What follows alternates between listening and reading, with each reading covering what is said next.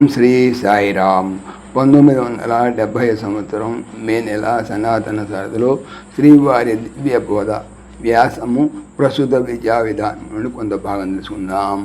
సాయిరామ్. పిల్లల విషయములను కనిపెట్టుటకు పద్ధతి కలదు. విద్యా సంస్థల గురించి విద్యార్థులు వారి తల్లిదండ్రులు తెలియజేస్తూ ఉండవలేను. ఆ తల్లిదండ్రులు వారి పిల్లలు తమకు తెలియజేసిన విషయములను సంస్థల అధికారులు తెలియపరుస్తూ ఉండవలేను. ఇందు మూలమున విద్యా సంస్థలోని లోపములను గ్రహించవచ్చును. పిల్లల మనోవ్యాపారములను తెలుసుకొనవచ్చును. పిల్లలను పని లేకుండా ఉంచరాదు.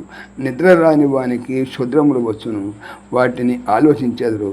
1 సెకండ్ వేస్ట్ అయితే టైం అంతా వేస్ట్ అయినట్లే. పోయిన టైం మనది కాదు, వచ్చే టైం మనకు తెలియదు. ఉన్న టైంను సద్వినియోగం చేయాలి. తిన్నది అరిగితే జీర్ణమైనట్లు పరిగణించే లేకపోతే అజీర్ణం వస్తుంది. ఆచరణలోని విద్య జీర్ణించినదేనం. పిల్లల రిజల్టు, ఎఫెక్టు, రియాక్షన్ అన్నిటినీ విద్యాధికారులు, ఉపాధ్యాయులు, తల్లిదండ్రులు గమనిస్తూ ఉండాలి. ఉపాధ్యాయులు అటెండెన్స్ లిస్ట్ తీసుకొని పిలిచినప్పుడు విద్యార్థుల నెంబర్లను పిలవకుండా వారి పేర్లను తెలుసుకొని పేర్లతో పిలవలేను. విద్యార్థుల నెంబర్లను పిలవకుండా వారి పేర్లను తెలుసుకొని పేర్లతో పిలవలేను. ఉపాధ్యాయుడు నంబర్ 1, 2, 3 అంటూ ఉంటే ఆయా పిల్లవాడు ఎస్ అంటూ ఉంటాడు.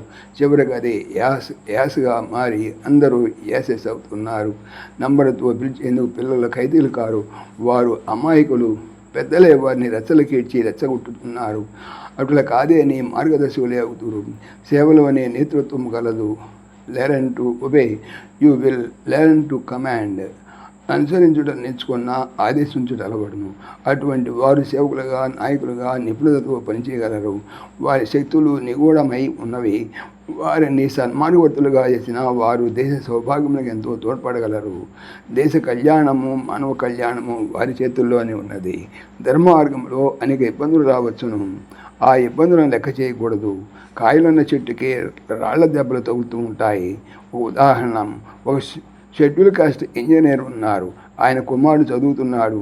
రూల్స్ ప్రకారము సంవత్సర జీవితము 3,000 రూపాయలకు ఎక్కువైన వాని పిల్లవానికి ఉచిత వేతనం ఇవ్వకూడదు.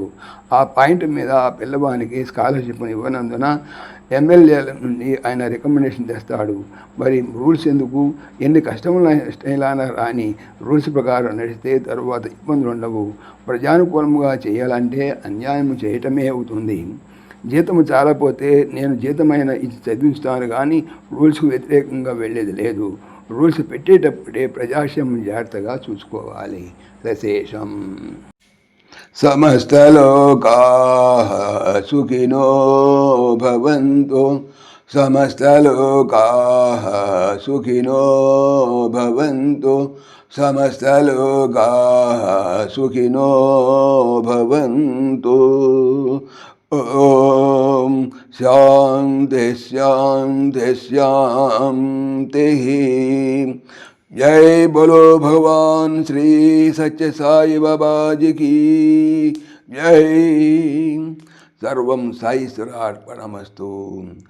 ఆత్మీయులకు మనవి, ఈ ఛానల్తో పాటుగా లెరన్ భగవద్గీత, లైవ్ గీత అనేటువంటి భగవద్గీత ఛానల్ మరియు భక్తి పరిమళ టీకా భాగవతం అనే భాగవత మరో ఛానల్ను స్వామి నా చేత చేయిస్తున్నారు అని తెలుపుతున్నాను.